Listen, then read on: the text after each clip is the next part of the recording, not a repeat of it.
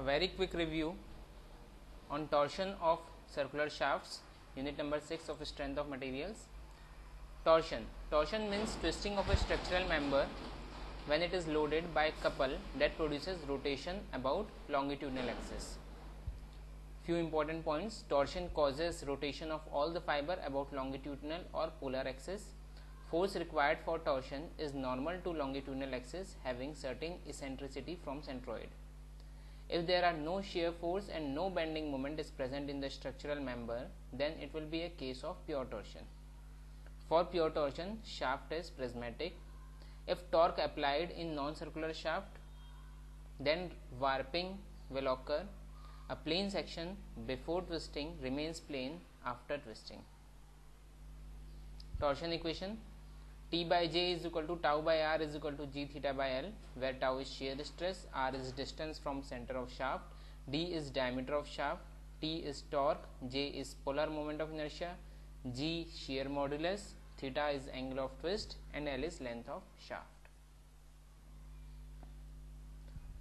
Few points to remember: shear stress should be maximum at extreme fiber of shaft, angle of twist is maximum at the free end of shaft. Moment of inertia about polar axis or z axis, J is equal to, or J or I z is equal to Ix plus Iy, or this will be equal to pi by 32 d raised power 4 for a circular section. Polar section modulus or torsional strength, Zp. Tau max is equal to T by J into R max, or tau max is equal to T by Zp, where Zp is J by R max. This Zp is equal to pi by 16 d cube, and tau max will be equal to 16 T by pi d cube. For hollow circular section, polar section modulus Iz is equal to pi by 32 capital D raised power 4 minus small d raised power 4. Capital D is outside diameter, small d is inside diameter. Polar section modulus or torsional strength, J is equal to pi by 32 d raised power 4 1 minus k raised power 4. Therefore, Zp will be equal to pi by 16 capital D cube 1 minus k raised power 4, where k is small d by capital D. Compound shaft. First is shaft in series.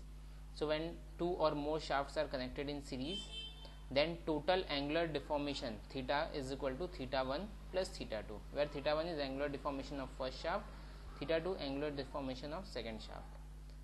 Second thing, total torque T1 will be equal to T2. Few points to remember for series shaft: torque will be same on both shaft.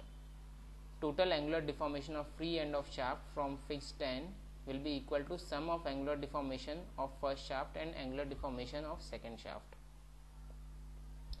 Shafts in parallel. Here theta 1 will be equal to theta 2 and total T is equal to T1 plus T2. Total torque will be equal to sum of torque acting on first shaft and torque acting on second shaft. Angular deflection will be same for both shafts. Strain energy stored due to torsion, U is equal to half T into theta, or this will be equal to tau max square by 2G into volume of shaft. Ratio of strain energy for solid and hollow shaft subjected to same torque if outside diameter of both shaft is equal. U hollow by U solid, this is equal to capital D square plus small d square upon capital D square, where capital D is outside diameter of hollow shaft, small d is inside diameter of hollow shaft. Next, ratio of torque in case of hollow and solid shaft subjected to same maximum shear stress, T hollow by T solid is equal to capital D raised power 4 minus small d raised power 4 upon capital D raised power 4. Effect of pure bending on shaft. Sigma is equal to 32 m by pi d cube, where sigma is principal stress, d is diameter of shaft, and m is bending moment. Effect of pure torsion on shaft. Tau max is equal to 16 T by pi d cube. Combined effect of bending and torsion. Principal stress will be equal to 16 by pi d cube, m plus minus under root of m square plus t square.